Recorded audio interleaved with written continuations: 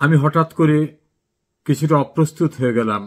দুটি অভ্যুত্থান কোথায়? নেপালের অভ্যুত্থানটা শুনেছি, সেটা নিয়ে আমার যেটা অভিমত তার সঙ্গে মত বিনিময় করলাম।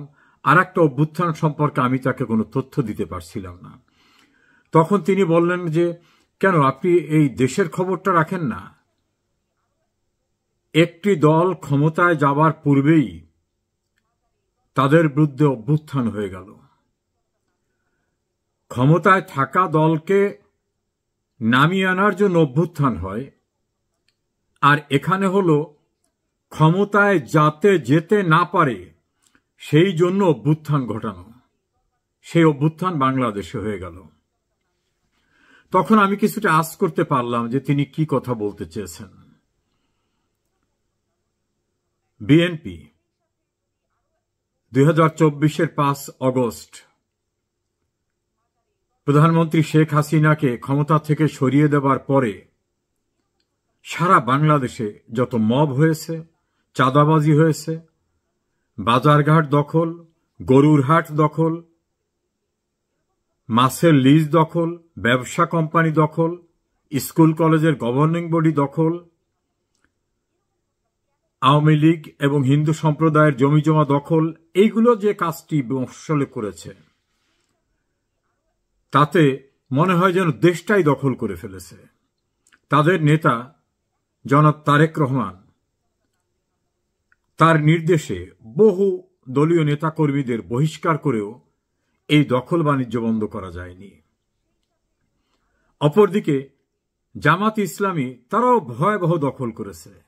দখলের ভিতরে পার্থক্য, বিএনপি করেছে হাট বাজার ঘাট ইত্যাদি ইত্যাদি, আর জামাত করেছে বিশ্ববিদ্যালয়ের ভিসি সরিয়ে ভিসি দখল, সাংবিধানিক বেশ কয়েকটা প্রতিষ্ঠানের প্রধানের পদ দখল,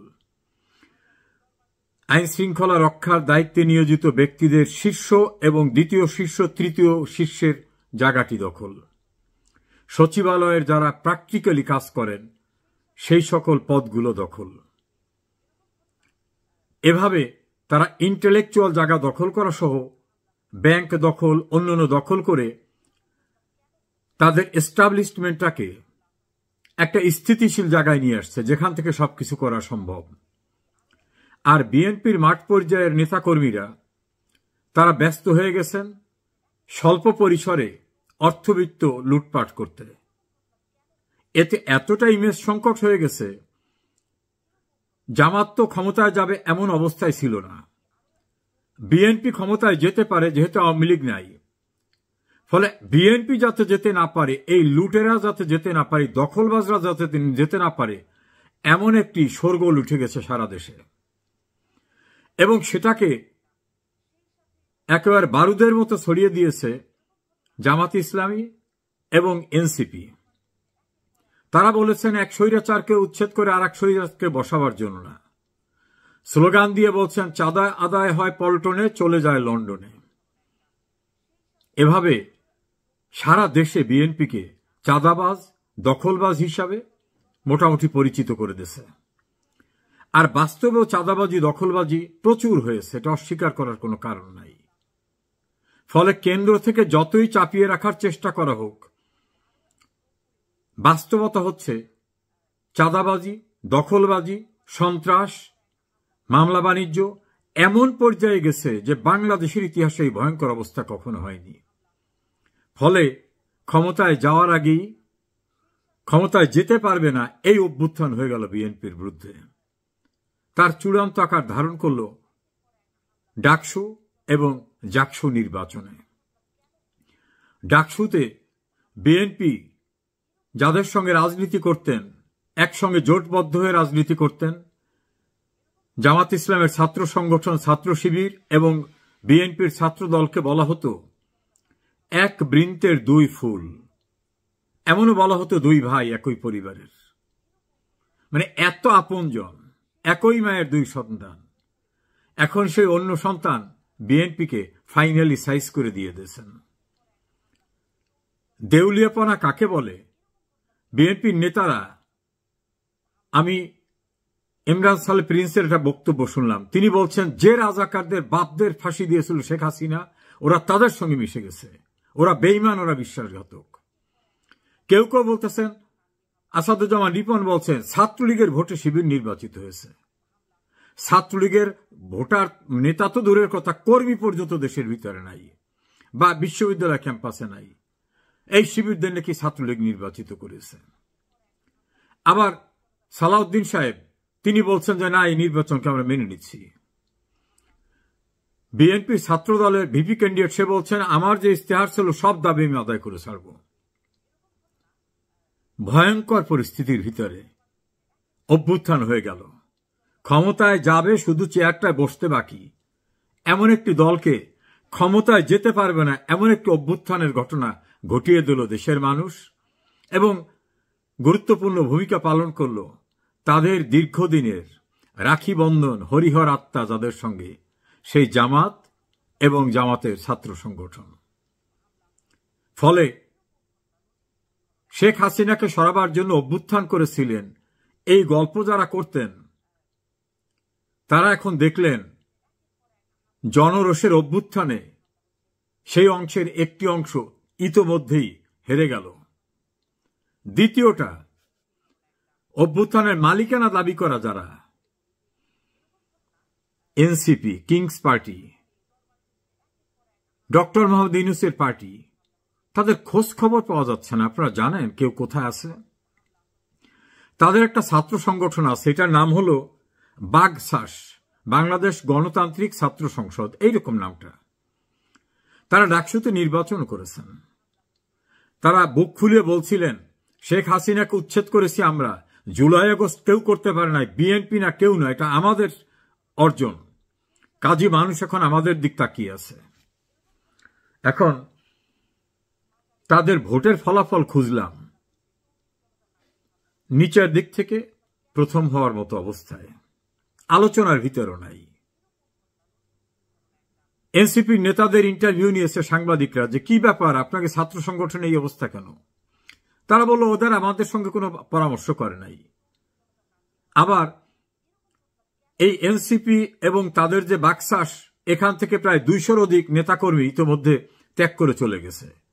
2 জন সেনা কর্মকর্তাকে যোগ করিয়েছিলেন এনসিপিতে, তারাও চলে গেছে। উমামা ফাতেমা নিজে ক্যান্ডিডেট হয়ে গেছেন।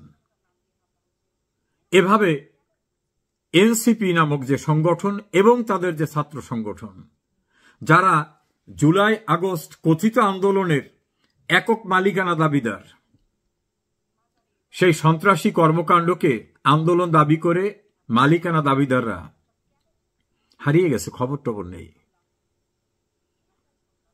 তাহলে অভ্যুত্থান হয়ে গেল, তারাও হারিয়ে গেলেন।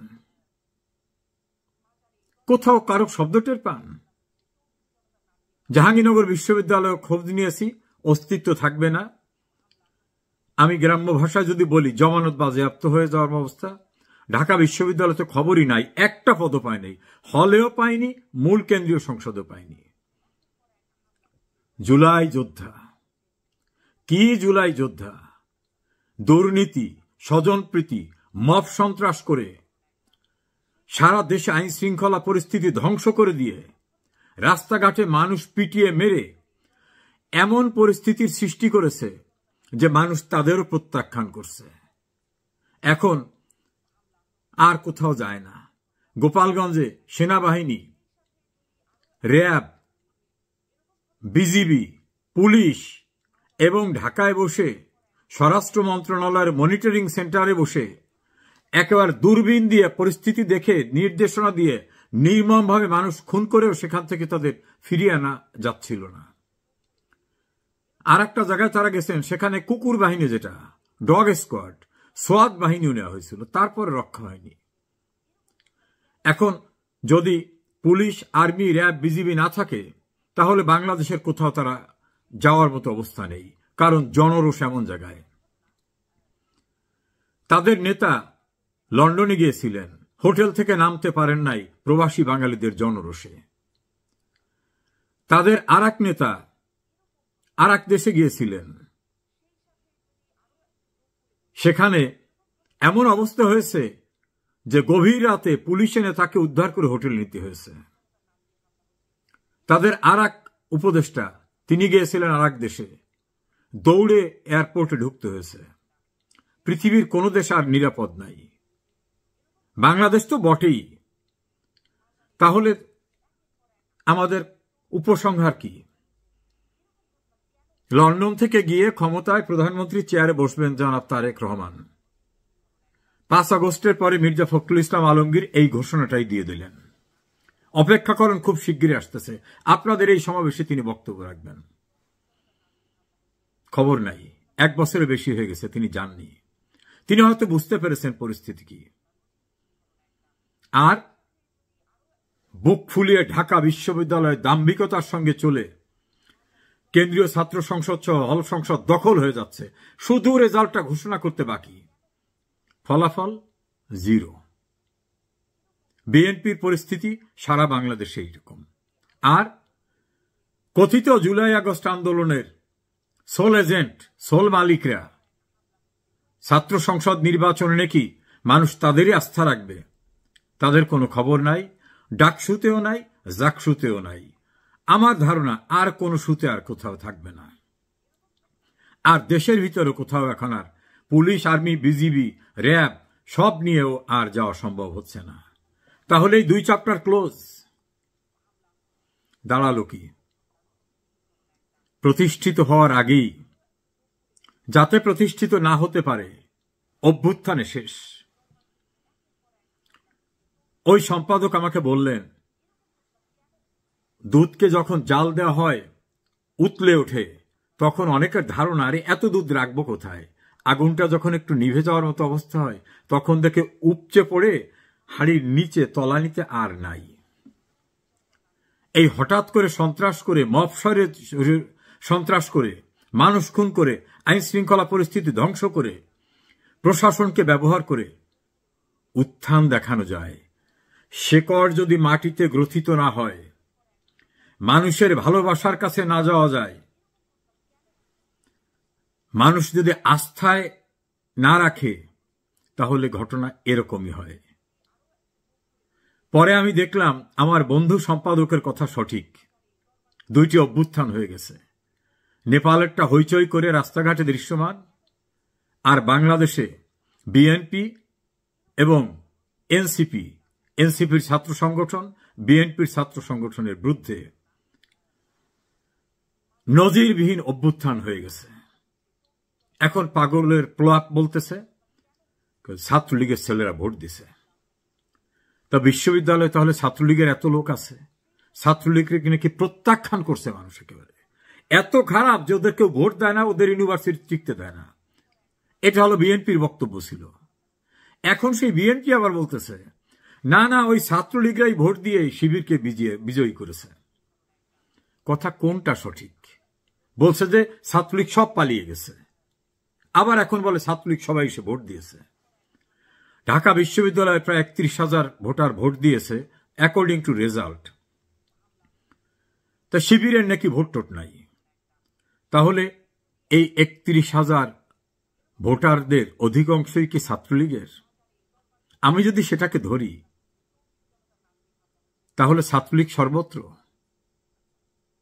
আর ছাত্রলীগ একটি ধর্মভিত্তিক ছাত্র সংগঠনকে ভোট দেবে, is it A believable story? এটা কোনো নির্বোধেও বিশ্বাস করবে? আবার বিএনপি বলছে চোরাচালানি করে, কৌশলগত জালিয়াতি করে এটা করছে। তারা বলছে যে ভোট চোরাচালানি হয়েছে, জালিয়াতি হয়েছে, রিগিং হয়েছে। আবার বিএনপির এক নেতা বলছে এটা কিন্তু একটা বড় মেসেজ, এটা ভালো হয়েছে, কারণ আমরা এই রেজাল্ট থেকে সতর্ক হয়ে গেলাম, সারা দেশে আমাদের প্রস্তুতি নিতে হবে। সারা দেশের জন্য এই ঘটনা নাকি তাদের জন্য মঙ্গলজনক হয়েছে। কোথায় মঙ্গল, কোথায় অমঙ্গল, এত দ্রুত সিদ্ধান্ত নেওয়া যায়? রাজনীতির দূরদৃষ্টি না থাকলে, পরিপক্কতা না থাকলে যা ভাবেন তাই হয়। রাস্তাঘাট এখন লোকজনে বলতেছে।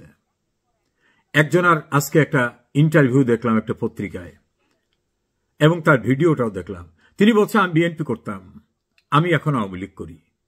কারণ যে ভাব যেভাবে সন্ত্রাস করেছে বিএনপি, যে ঘটনা ঘটিয়েছে, আর তাদের সঙ্গে নাই। অন্তত 5 জন রাস্তার লোকের ইন্টারভিউ দেখলাম ওই পত্রিকার অনলাইনে।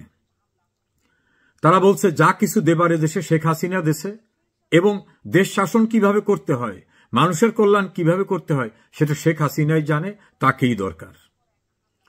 এবং গণহারে রব উঠেছে, আগেই ভালো ছিলাম, আগেই মানে শেখ হাসিনার সময় ভালো ছিলাম।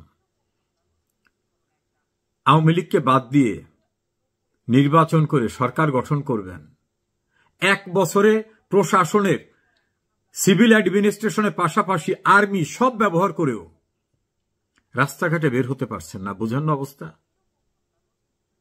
একাধিক নির্বাচনে কোথাও টিকলেন না, তাহলে আর কি হবে? না, আওয়ামী লীগকে বাদ দিয়ে কিছু হবে না। আওয়ামী লীগের বিরুদ্ধে সন্ত্রাস করে শেখ হাসিনাকে সরিয়েছেন, ওটা কোনো গণ অভ্যুত্থান ছিল না। অভ্যুত্থান কাকে বলে এখন তাকিয়ে দেখেন। সারা দেশের মানুষ নাকি আওয়ামী লীগকে ঘৃণা করেছে, আওয়ামী লীগকে পরিত্যাগ করেছে। এখন সেই মানুষের কাছে army, RAB, BGB, BDR, dog squad, সোয়াত এত কিছু নিয়েও টেকা যাচ্ছে না, মঞ্চে বোতল মেরে দেয়। আর বিএনপিকে তো এখন ট্যাগিং হয়ে গেছে, ট্যাগিং না, এটা বাস্তবতা, দখলদার বাহিনী হিসাবে চিহ্নিত হয়ে গেছেন। মানুষের ভয়, এমনকি যারা বিএনপি ডাইরেক্ট করে না কিন্তু মনে মনে আওয়ামী লীগ বিরোধী, তারাও বলে ক্ষমতায় যাওয়ার আগেই আমাদের লিজ থাকতেছে না, বাগান থাকতেছে না, ব্যবসা প্রতিষ্ঠান থাকতেছে না, ক্ষমতায় গেলে কি অবস্থা হবে। অতএব ক্ষমতায় এদেরকে আর নেওয়ার দরকার নাই। এই দুটি গ্রুপের উপরে মানুষ মুখ ফিরিয়ে নিয়েছে। আর বাংলাদেশ সাম্প্রদায়িক সম্প্রীতির দেশ, হিন্দু মুসলিম বৌদ্ধ খ্রিস্টানের দেশ। এই দেশে সাম্প্রদায়িক শক্তিদেরকে রাষ্ট্র ক্ষমতায় যাওয়া অসম্ভব, এবং তার পক্ষে কোনো প্রগতিশীল মানুষ কখনো ভোট দেবে না, এটা আমার বিশ্বাস এবং এটাই বাস্তবতা। এমনকি বিএনপির সঙ্গে ঐক্যবদ্ধ জোট করে জামাত যে ভোট পেয়েছে তার চেয়ে ভোট বাড়ার কোনো কারণ নেই। যদিও বাড়ে তাতেই বা কত পার্সেন্ট বেড়েছে।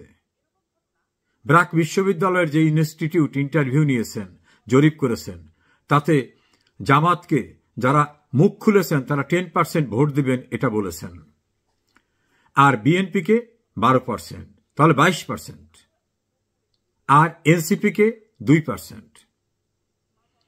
আর আওয়ামী লীগ নিষিদ্ধ জানার পরেও 7% বলছে যে আওয়ামী লীগকেই ভোট দেব। কত দৃঢ়তা তাদের, দলের কার্যক্রম নিষিদ্ধ, তারপর বলে আওয়ামী লীগকে ভোট দেব। 14% বলছে কাকে দেব আমি মুখ খুলব না। তারা জানে যে মুখ খুলে যদি পরিচয় দেয় যে উনি কে, তাহলে মব নেমে আসবে। তাহলে 14 আর 7 কত হয়? 21। আর বিএনপি কত? 10, সরি জামাত 10, বিএনপি 12। আর 48% মানুষ বলছেন কাকে ভোট দেবো এখনো সিদ্ধান্ত নেয়নি। এই 48% মানুষের ভিতরে বিএনপি জামাত হওয়ার কথা না, কারণ দেশ তো এখন বিএনপি জামাত চালায়। এরা যদি সেই রাজনীতির আদর্শ লোক হতো তাহলে তো তাদের দ্বিধাদ্বন্দ্ব থাকার কথা না, তারা নির্বিঘ্নে বলবে যে আমি বিএনপিকে জামাতকে ভোট দেব। তাহলে 48%, 14% এবং 7% সব মিলে প্রায় 72% ভোটাররা আপনাদের চায় না। আপনাদের বলতে বিএনপি, জামাত, এনসিপিকে চায় না। তো একটা দেশের 100-র ভিতরে 70-72 ভাগ মানুষ যাদের পক্ষে সিদ্ধান্ত দেয় না, চায় না, তারা কিভাবে জনপ্রতিনিধি হবে? তারা কিভাবে দেশ শাসন করবে? প্রশ্নই ওঠে না। তবে ভালোই হলো, নীরব অভ্যুত্থানে দুটি দল চূড়ান্তভাবে বিনাশ হয়ে গেল জনগণের কাছ থেকে। এটাই কিন্তু বাস্তবতা। আমার আজকের এই পলিটিক্যাল অ্যানালাইসিস দয়া করে মনে রাখবেন, আগামী নির্বাচনে মিলিয়ে দেখবেন। আমি ভবিষ্যৎ জানতা নই, কিন্তু রাজনীতির পথ পরিক্রমায় একজন ক্ষুদ্র কর্মী হিসাবে স্কুল ছাত্র জীবন থেকে শুরু করে অনেক অধ্যায় দেখেছি। সামরিক শাসকদের শাসন দেখেছি, এরশাদের স্বৈর শাসন দেখেছি, আওয়ামী লীগের রাজনীতির সঙ্গে থাকায় সেটাও দেখেছি। আমার এই অ্যানালাইসিস, আমার বিশ্বাস প্রতিফলিত হবে। ভালো থাকুন।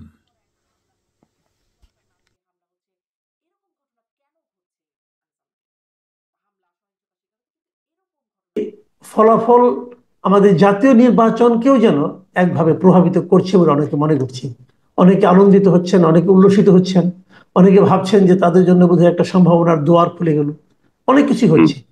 তো এই ব্যাপারটা আপনি আসলে কিভাবে বিশ্লেষণ করছেন? আগে আপনি ডাকসু নির্বাচন নিয়ে বলেন, তারপরে আমরা জাকসুদের প্রসঙ্গে আসবো। ডাকসু নির্বাচন আমার কাছে তো খুবই ভালো লেগেছিল। দুইটা মানে বিপরীতধর্মী হয়ে গেল। ডাকসু খুবই শান্তিপূর্ণ একটা নির্বাচন হয়েছে, এবং নির্বাচনের পুরো প্রক্রিয়া যদি আপনি চিন্তা করেন, সেটা তো মানে তারা যথেষ্ট আপনি বলবো যে পক্ষপাতহীন ইলেকশন করার চেষ্টা করেছে, সেটা প্রতিফলিত হয়েছে। ইলেকশনের দিনে ভোট গণনা নিয়ে একটা উত্তেজনা ছিল, রেজাল্ট নিয়ে, রেজাল্ট পাল্টে ফেলে কিনা, এই ধরনের একটা উত্তেজনা ছিল। এছাড়া দুই চারটা গোলযোগ হয়েছে, সেটাকে খুব বড় করে দেখার কিছু নাই।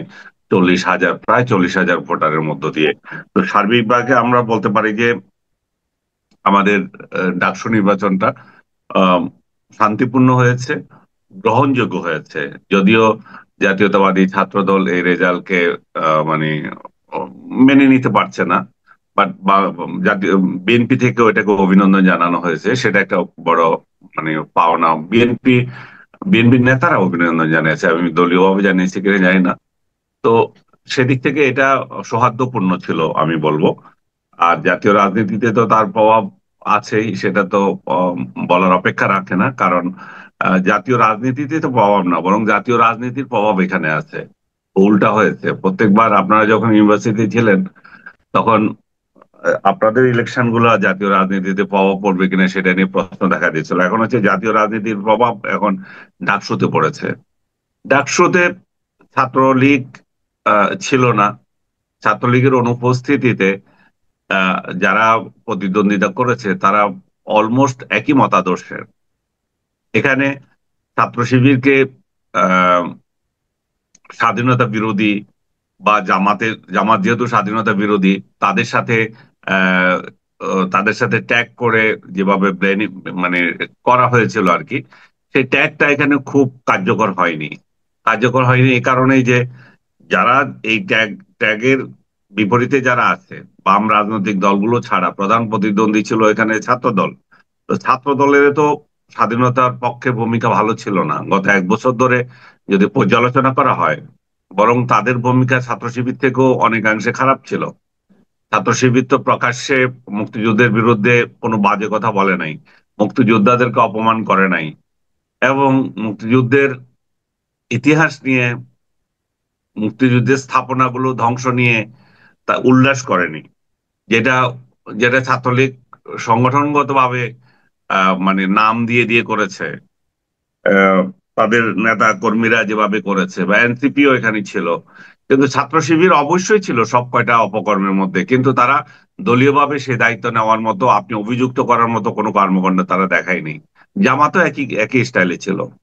তো সার্বিকভাবে আমি এটা এই জন্যই বলছি যে মানে যারা স্বাধীনতার পক্ষ শক্তি হেরে গেছে, এবং স্বাধীনতার বিপক্ষ একটা শক্তি এত বছর পরে ডাকসুতে চলে আসলো, এটা নিয়ে খুব মানে বিষণ্ণ।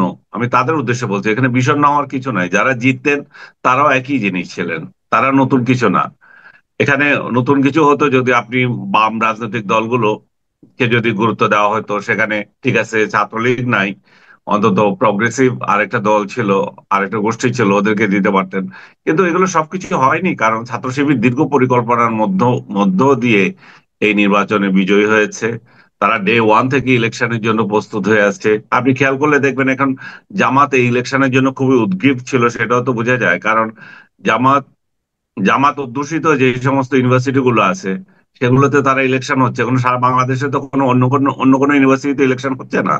তার মানে আপনি দেখেন এটা হলো, তারপরে জাকসু, তারপরে আর দুইটা আসছে, সেই দুইটাতে তো আগে থেকেই ছাত্র শিবির মানে স্ট্রং। তো সব দিক থেকে আহ, জামাত এটা বুঝাতে চায় যে তারা আজকে যে মনে করেন জাকসুতে ইলেকশন রেজাল্ট হবে, সেখানেও দেখা যাবে ছাত্র শিবির জিতছে। তো এখন আমরা যখন কথা বলছি তখনও রেজাল্ট দেয় নাই। তো জি। সব দিক থেকে বলতে গেলে জামাত এখানে একটা প্রদর্শনের সুযোগ পাচ্ছে। না, এখানে একটা প্রশ্ন কিন্তু অনেকে বলেছেন যে দীর্ঘদিন তো আপনার এই ছাত্র শিবির ঢাকা ইউনিভার্সিটি ক্যাম্পাসে ছিল না, কিন্তু এখন যে বিপুল ভোটের ব্যবধানে তারা বিজয়ী হলো, তাহলে কি এটা এই ফল থেকে ধরে নিতে হবে যে গত 1 বছরে তাদের সাংগঠনিক দক্ষতা এতটাই বেড়েছে যে তারা এত বেশি ভোট পেয়েছে? অথবা যে 11,000 ভোট পেয়েছেন ভিপি, এটা কি পুরোটাই ছাত্র শিবিরের ভোট, নাকি এটা কি ছাত্র শিবিরের সাফল্য, নাকি অন্য অন্য দলগুলোর ব্যর্থতা? এই এই ভোটের ফিগারটাকে আপনি কিভাবে এই জাস্টিফাই করবেন? এটা তো তাদের ঘরে গেছে, যেহেতু তাদেরই সাফল্য। কে দিয়েছে কার না দিয়েছে সেটা নয়। ইলেকশনে তো এমন হয় যে শত্রু শত্রু আমার মিত্র হয়ে যায়। সেদিক সেদিক থেকে তারা যারা জাতীয়বাদী ছাত্র দলকে প্রতিহত করতে চাইছে তারা দিতেই পারে এখানে।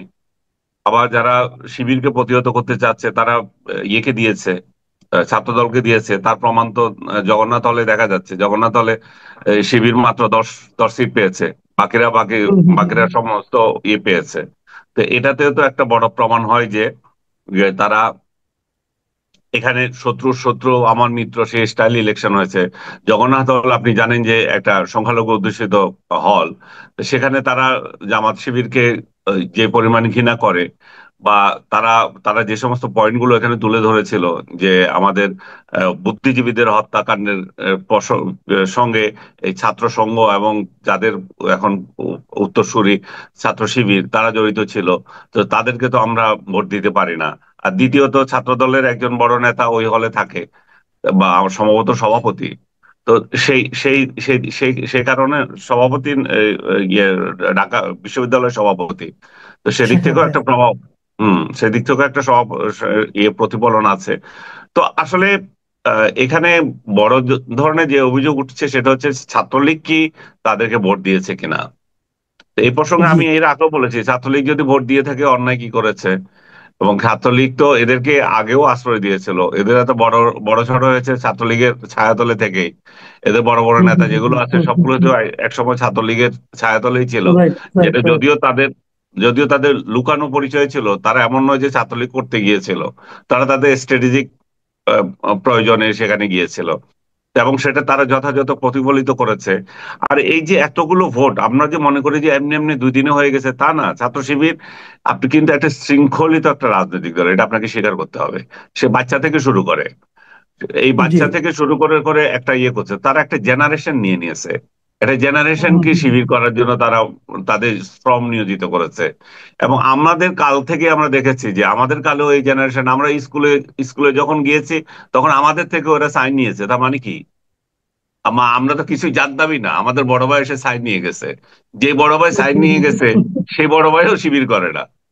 তো তার মানে রাইট, তার মানে রাইট। ওরা একটা আপনি জানি না আপনাদের সময় ছিল কিনা, সব ছিল, ছিল, ছেলেদের ছিল, থেকে ছিল, সব ছিল। ছেলেদের থেকে সাইন হ্যাঁ। নিয়ে নিতে। কিন্তু আমি এদেরকে দেখেও নাই আর। তো এটা হচ্ছে বিষয়, ওরা শুরু থেকে এটা করে থাকে। ওরা একটা ভালো ছাত্র যারা থাকে তাদেরকে টার্গেট করে। ওরা যা ভালো ফ্যামিলির ছেলে যারা থাকে তাদেরকে টার্গেট করে। ওরা গরিবদেরকে টার্গেট করে। ওদের বাসা বাড়িতে আপনি খোঁজ নিয়ে দেখেন, আপনি একটা এটা ইনভেস্টিগেশন একটা হওয়া উচিত। ঢাকা বিশ্ববিদ্যালয়ে যে ছাত্রগুলো আছে তাদের একটা ডাটাবেজ তাদের কাছে আছে। এই ডাটাবেজে কার বাড়ি কোথায়, কোন ফ্যামিলির ছেলে, সেগুলো আছে। আপনি খোঁজ নিয়ে দেখেন, তাদের বাড়িতে ল্যাপটপ চলে গেছে অনেকের। অনেকে যে সাহায্য পাওয়ার পেয়ে গেছে। আমি একটা বেসরকারি ইউনিভার্সিটির কথা বলবো, এই মেডিকেল ইউনিভার্সিটি। আমার পরিচিত একজন, সে ছাত্র শিবির করতো না, সে সিটি কলেজের একটা ছাত্র ছিল। তো আমি পরে শুনলাম যে সে শিবির হয়ে গেছে। আমি এটা শুনে মানে খুব আশ্চর্য হলাম যে তুমি কিভাবে শিবির হলা। বলে যে দেখেন, আমি যখন টিকলাম তখন আমার বাড়িতে চলে গেছে, ওর বাড়িটা বলবো না আমি, তো ওর বাড়িতে চলে গেছে, বাড়িতে গিয়ে অ্যাপ্রন এবং তার জন্য আর কি কি উপহার সবগুলো দিয়ে এসেছে। তো বললো যে এরপরে যখন এখানে আসলাম তখন ওই যে ওদের এই যে সাপ্তাহিক যে পরিক্রমা, নামাজ পড়া, এই যে দাওয়াতে যাওয়া, এই যে পুরো প্রক্রিয়ায় তাদেরকে জড়িয়ে ফেলেছে। আমি গতকাল একজনের সাথে কথা বললাম, আমার আরেক পরিচিত ছোট ভাই, সে তার দুই ভাইকে শিবিরে দিয়ে দিচ্ছে। আমি যে কেন দিচ্ছে, কয় যে ওরা একটু নষ্ট হয়ে যাচ্ছিল, তো ওইখানে গিয়ে তারা ওদের এই কলের মধ্যে পড়ে যাবে। যে ও শিবির যদি করে, সে রুটিনের মধ্যে পড়ে যাবে। আমাদের রুটিন মেনটেন করতে হয়, এই এই সপ্তাহে কি করেছে, ওই সপ্তাহে কি করেছো। এবং সত্যিকারের কথা, যে মেডিকেল স্টুডেন্টের কথা বলছি, সেও বললো একই কথা। বলে যে সপ্তাহে কি করতে হয় না করতে হয় এগুলো সব ওদের খাতা আছে, খাতাতে এটা ইয়ে করতে হয়। আচ্ছা, তো এখন একটা আপনি আমাকে একটা কথা বলেন। আগে কিন্তু একসময় বলা হতো যে শিবির মানে, আমরা যখন ঢাকা ইউনিভার্সিটি স্টুডেন্ট ছিলাম তখন আমাদেরকে একটা ধারণা দেওয়া হতো এবং আমরা জানতাম যে শিবির মানে হলো ধর্মান্ধ একটা গ্রুপ, শিবির মানে হলো রক কাটা একটা গ্রুপ, এই যে একটা ইমেজ ছিল। এখন যেন মনে হচ্ছে ওরা কিন্তু আপনার ওয়েলফেয়ারের দিকে যাচ্ছে, মানে স্টুডেন্টদের কি সে ভালো হবে, স্টুডেন্টদের। হুম, যেমন ধরেন এইবার ঢাকা ডাকসুতে যেটা হলো, শিবিরের বিরুদ্ধে সবচেয়ে বড় অভিযোগটা আনা হলো তারা ওয়াটার পিউরিফাইং মেশিন দিছে, এগুলি দিছে। আচ্ছা, এটা হুম, দিয়ে থাকে, হুম, এটা খারাপটা কি করছে? আমি কিন্তু বুঝতে পারছি না। আবার ধরেন পাশ করার পরে তারা কিন্তু হুম, রায়ের বাজার গেল, ওখানে যে তারা ওখানে মানে কবর জিয়ারত করলো। তারপরে বিভিন্ন সাবেক যারা ভিপি ছিলেন, মান্না ভাইয়ের সঙ্গে শুনলাম যে নাকি দেখা করেছেন, নূরের সঙ্গে হুম, দেখা করেছেন। এই যে প্র্যাকটিসটা, এটা তো এক ধরনের সৌজন্যতা, এটা তো এক ধরনের হুম, ভদ্রতা। এতে হুম। খারাপটা কি? মানে এতে আপনি কোনো এটাকে আপনি কিছু, কি মনে করেন শিবিরের কি তাহলে ক্যারেক্টার চেঞ্জ হচ্ছে, আগের তুলনায় অন্যভাবে হচ্ছে? শুনেন, শিবিরের ক্যারেক্টার আগেও এটা ছিল, কিন্তু ওরা ক্ষমতার দাপটের জন্য, ক্ষমতা আহরণের জন্য এরা সহকর্মীকে গলা কেটেছে, এরা রক কেটেছে। এই প্র্যাকটিস যে ওরা করেছে, এটাতে কোনো সন্দেহ নাই, এবং এটা আমাদের সময় করেছে। চিটং রাইট। ইউনিভার্সিটিতে করেছে, চিটং কলেজে করেছে, ওরা রাজশাহী ইউনিভার্সিটিতে করেছে। এরশাদ বিরোধী পুরো পিরিয়ডে তারা এই এই সমস্ত হাঙ্গামা করেছে ছাত্র সংগ্রাম পরিষদের সঙ্গে, এবং তাদের সাংগঠনিক বৃদ্ধি বাড়িয়েছে। তারা এতটাই বেপরোয়া, চিটং এবং রাজশাহী জাহাঙ্গীরনগর ইউনিভার্সিটির চারপাশে তো বিয়ে শাদী করে বসে আছে। তো ঢাকা ইউনিভার্সিটিতে বিয়ে বিয়ে কোথায় মগবাজারে করলে করতে পারে, বাকিগুলো করতে আমি জানি না। তো এরা যে বিয়ে শাদীর রাজনীতি, তো এরা বিশ্বাসী ছিল, ফ্যামিলি বন্ডিং। রাইট। এই যে জাহাঙ্গীরনগরে আপনি যান, চারপাশে যান, শিবিরের পোলাদের শ্বশুর বাড়ি পাবেন, রাজশাহীতে পাবেন, চিটাগং এ পাবেন। তো এই ওয়েলফেয়ার যেটা বলতেছেন, এটা পাশাপাশি চলছিল। ওইটা তো ওই সময় ওইটা বেশি হাইলাইট হয়েছে। এখন ওরা দেখতেছে যে ওরা সংখ্যায় বেড়ে গেছে, এখন আর রক্ষাটা মানে প্রতিরোধ করার দরকার নাই। আর যাদেরকে প্রতিরোধ করবে তাদের আইডিওলজি তো ঠিক নাই, তারা তো একজন একদিকে যাচ্ছে, তারা তো ডিরেইলড, তারা তো টাকা কামানোর মধ্যে চলে গেছে। ছাত্রদল মানে ছাত্রলীগ, এদের মধ্যে কোনো পার্থক্য তো দেখি না। আর বামরা যারা ছিল, যারা সম্ভাবনাময় ছিল, সবচেয়ে এখানে পিওর, তাদের সাথে যাদের প্রতিদ্বন্দ্বিতার অংশ ছিল, তারা তো ছোট হয়ে গেছে। শিবির কোনোদিন ছাত্রদল এবং ছাত্র লীগকে তাদের প্রতিদ্বন্দ্বী মনে করে নাই, তারা সবসময় বামদেরকে তাদের প্রতিদ্বন্দ্বী মনে করছে। কিন্তু এই বামরা এখন ক্ষয়িষ্ণু, ওদের ওদের তো কোনো অস্তিত্বই বলতে গেলে ওইভাবে নাই। ঢাকা ইউনিভার্সিটিতে একটা ছেলে তার নিজের নিজের ক্যারিশমায়, যে ম্যাকমাল্লার, সে নিজের ক্যারিশমায় 5,000 ভোট পেয়ে দেখিয়ে দিয়েছে যে আমরা যদি আমরা যদি সত্যিকার অর্থে মানুষের কথা বলি, আমাদেরকে ভোট দেবে, আমাদের দিন শেষ হয়ে যায় নাই। কিন্তু আমরা ভাগ রাইট। হইতে হইতে হইতে হইতে টুকরা টুকরা হয়ে গেছে। ছাত্রফ্রন্ট একটা ছিল, ছাত্র ইউনিয়ন একটা ছিল, মোটামুটি শক্তি, বাসদ, জাসদ, বাসদ, বাসদ, সিপিবি, সিপিবি। এরাও যদি একটা শক্তি থাকতো তাহলে একটা কিছু হতো। এদের মধ্যে আবার চার টুকরা হয়েছে। তো কিভাবে এরা কিভাবে শিবিরকে প্রতিরোধ করবে? এবং শিবিরকে প্রতিরোধ করার জন্য অর্থনৈতিক ভিত্তিও তো এদের নাই। শিবিরের যে অর্থনৈতিক ভিত্তি, সেটা তো নাই। শিবিরের যারা পুরনো, তারা তো টাকা পয়সা দেয়, এখানে তো কোনো টাকা পয়সার নিয়ম নয়। এবং শিবিরের যে আরেকটা যে জিনিস, সে বিপদে পড়লে তাদের চাকরিও তো দেয়, তার খাওয়া দাওয়ার তো চিন্তা নাই। শিবিরে আপনি আরেকটা জিনিস খেয়াল করেন, এই যে 24-এর আন্দোলনে যত শিবির মারা গেছে, এদেরকে নিয়ে জামাত কোনো ইয়ে করেছে? আমাদের এই কর্মী, আমাদের ওই কর্মী। ঠিকই তো, জামাতের আমির আপনি খেয়াল করে দেখেন, আবু সাইদ থেকে শুরু করে সবগুলোর বাড়িতে গেছে, ওইগুলোর বাড়িতে গেছে যেগুলো শিবির করতো, এবং যথাযথ টাকা দিয়ে আসছে, যথাযথ। ওরা চুপ, ওরা ওদের ওদের ফ্যামিলিকে দুশ্চিন্তা করতে হচ্ছে না। তো রাজনীতি তো আসলে এটা হওয়া উচিত, শুধুমাত্র 71-এর ট্যাগের জন্য আমরা তাদেরকে বিরোধিতা করছি, এবং আমাদের বিরোধিতাও ভ্যালিড, কারণ যতদিন পর্যন্ত তারা 71-এর অপকর্মের জন্য মাপ না চাইবে, ততদিন পর্যন্ত এটা বলে যাব। ওইটা ওইটা মাপ না চাওয়া পর্যন্ত তাদেরকে আলবদর, আল শামস, রাজাকার, এই ট্যাগ, এই এই দায়িত্ব থেকে তাদেরকে মুক্তি পাচ্ছে না। এবং তাদের লজ্জা হওয়া উচিত, তাদের অপকর্মের এই দায়িত্ব তারা নতুন প্রজন্মের ঘাড়ে দিয়ে দিয়েছে। যে ছেলেটাকে আমি আলবদরের সহযোগী বলবো, সে তো আলবদরের সহযোগী না, ইভেন তার আব্বু ওইসব স্বাধীনতার সময় ছোট ছিল। এই জেনজি রাইট, যেগুলো এখন আছে, এই জেনজি তো আমাদের ছেলে মেয়েরা, আমার দুই ছেলে রাইট। মেয়ে জেনজি। তো জেনজিদেরকে আমি কিভাবে বলবো রাজাকার? আমারটা যদি রাজাকার না হয়, ওরটা আমার আরেক বন্ধুরটা রাজাকার কিভাবে হয়? না তো। তো জামাত শিবির একটা অপশক্তি। এরা 71-এ যে অপকর্ম করেছিল তার দায় দায়িত্ব নতুন জেনারেশনের উপর দিয়ে দিচ্ছে, এবং এদের মাথাতে ঢুকিয়ে দিয়েছে যে ওরা কিছু করে নাই। আমি বলবো যে হুম, এই জেনজিদেরকে আজকে আমি অনুরোধ করবো, তোমরা তোমাদের পূর্বসূরি যারা আছে তাদেরকে প্রশ্ন করো, তোমাদের অপকর্ম কেন আমরা নিতে হবে? তোমরা যে রাইট। হত্যা করেছো, তোমরা যে আর্মির সহযোগী ছিলে, সেগুলো তো প্রমাণিত, দলিল আছে। তোমরা এত দলিল আমাদের পড়তে দাও, সেটা পড়তে দাও না কেন? তোমাদের পাকিস্তানি জামাতে ইসলামের বইগুলো আমাদের পড়তে দাও, এখানে তো আছে তোমাদের, তোমরা যে কত সুকর্ম করেছো বাংলাদেশে সেগুলোর বর্ণনা তো আছে। এবং সেই বর্ণনার ফলও তো আমরা দেখলাম, ডাকসুতে জিতার সঙ্গে সঙ্গে জামাতে ইসলাম অভিনন্দন জানায়। বাহ রাইট, বাহ বাহ। পাকিস্তান জামাত ইসলাম। হ্যাঁ। আচ্ছা, এখন আমার শেষ প্রশ্নটা বলেন আপনি আমাকে, এই যে ডাকসু নির্বাচন হলো এবং তার যে ফলটা আমরা পেলাম, এখান থেকে আমাদের যে আগামীতে মানে রাষ্ট্র ক্ষমতায় যাওয়ার জন্য স্বপ্নে বিভোর যে বিএনপি, এই বিএনপি শিক্ষা নেওয়ার কিছু আছে কিনা? বিএনপি তো পুরোটাই শিক্ষা নেওয়া উচিত। 5 আগস্টের পর থেকে জামাতে ইসলাম বাংলাদেশের মানুষের প্রতি কোনো আঘাত করে নাই। যারা পরাজিত হুম, শক্তি তাদেরকে আঘাত করেছে, বাট আপনি যদি সেটা বিএনপির সাথে তুলনা করেন, 90 আর 10, বিএনপি 90% করছে, ওরা 10% করছেন। বিএনপি 90% চুরি দাঁড়ি বাটপারি দখলদারিতে ছিল, জামাতকে আপনি দলে 10% দিতে পারেন। এই যে ভুয়া মামলা, 90% ভুয়া মামলা করছে বিএনপির লোকেরা, মবগিরিতে বিএনপির লোকেরা এবং এনসিপির লোকেরা। জামাত এখানে আছে কিন্তু তারা গা দেখায় নাই। জামাত বরং আপনি মবগিরি করেছেন তার মাথায় হাত বুলিয়ে দিয়ে এসছে। তো এই যে রাজনীতি, বিএনপি তো এখানেই তাদের কাছে পরাজিত। এবং এবং আপনি গ্রামে গঞ্জে যায় দেখেন, টোকাই শ্রেণীর ভাত পাইতো না খাইতে, আপনার বাড়িতে কাজ করছে, এইগুলা এখন এই 5 আগস্টের পরে টাকা পয়সা দিয়ে এমন হয়েছে যে আপনাকে চ্যালেঞ্জ করে, আপনাকে বলে ফকির নির্বোধ, ফকির নির্বোধে আপনাকে বলে ফকির নির্বোধ।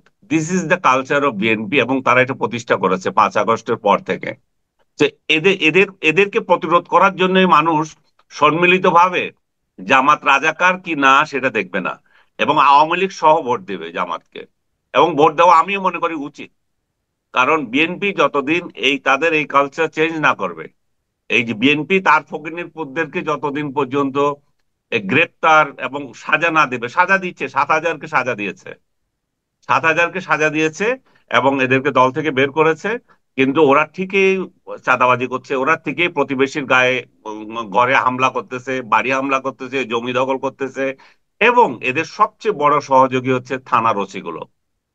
সব কটা থানার ওসি ওইখানে যায়, প্রথমে খুঁজে বিএনপির নেতা কে আছে, কারণ এদেরকে মক করবে না, আদারওয়াইজ বলবে যে তুই কোথা থেকে এসেছিস, তুই নিশ্চয়ই আহ, আহ, ইয়ের স্বৈরাচারের দোসর, যেটা আপনি পটিয়াতে দেখছেন। পটিয়াতে দেখছেন রাইট। না যে হুম, হুম, কারণ সরকার এদেরকে প্রটেক্ট করে না, সরকার এদেরকে এই যে পুলিশগুলোকে প্রটেক্ট করা উচিত তার আহ, এই স্বাধীনচেতার জন্য, তার নিজের বলে নীতিবোধের জন্য। থাকার জন্য, সেটা হুম, করে হুম, না। তো করে না, হুম, তো হুম, এরাও এদের আশ্রয়ে থাকে। এখন খুবই রাইট, মানে চোরে চোরে খালাতো ভাই, ও চুরি করছে, এ শেয়ার পাচ্ছে। এইভাবেই রাইট। পুরো বাংলাদেশটা এখন ধ্বংসের পথে আছে। এই ধ্বংস থেকে উদ্ধারের জন্য এখন ইলেকশনের কথা বলা হচ্ছে। ইলেকশন করেও কি লাভ হবে? একই তো ঘটনা, একই পুনরাবৃত্তি হবে। ইলেকশন ঠিক মতো হবে কিনা সেটা নিয়ে মানুষ শঙ্কিত। কিন্তু আমি মনে করি যে বিএনপি যদি তার রাজনীতি এটা অব্যাহত রাখে, তার রেজাল্ট তারা ফেব্রুয়ারিতে পেয়ে যাবে। এবং তাদের দলীয় প্রধান নেই, দলীয় প্রধান দেশের বাইরে অবস্থান করছে, রিমোট কন্ট্রোল নেতৃত্ব চলতেছে, আর কেউ কাউরে পাত্তাই দেয় না। এবং আমরা যে এগুলো বলছি, এগুলো আমরা তাদের কাছে শত্রু, আমরা তো চক্ষুশূল এখন, যে আপনারাও জামাতকে সমর্থন করছেন। আমরা জামাতকে সমর্থন করছি, আপনারা বাধ্য করছেন। আমাদের পিঠ যখন দেয়ালে ঠেকে যাবে, আমার ফ্যামিলি যখন আক্রান্ত হবে আপনার দলের টোকাই দ্বারা, তখন আমরা তো চুপ থাকবো না। আপনি কি করছেন সেটা খোঁজ নেন, আপনি আপনার গ্রামে খোঁজ নেন, আপনার উপজেলায় খোঁজ নেন, আমার উপজেলায় খোঁজ নেন, ওখানে কি হচ্ছে, কেন ক্ষুব্ধ আমরা। হুম। জি, অনেক ধন্যবাদ জনাব আনিস আলমকে। প্রিয় দর্শক, আপনারা শুনলেন যে ডাকসু নির্বাচন নিয়ে, এই ছাত্র সংসদ নির্বাচন নিয়ে জনাব আনিস আলমগীরের ব্যাখ্যা, এবং একই সঙ্গে আপনারা এটাও বুঝতে পারলেন যে এই নির্বাচন কিভাবে আমাদের জাতীয় নির্বাচনকে প্রভাবিত করতে পারে, আগামী নির্বাচনে কিভাবে মানুষের দৃষ্টি চেঞ্জ করে দিচ্ছে, সে সম্পর্কে ওনার মূল্যবান মন্তব্য। আপনাদের কেমন লাগলো আমাদের লিখে জানাবেন। এখন এ পর্যন্তই। আল্লাহ হাফিজ।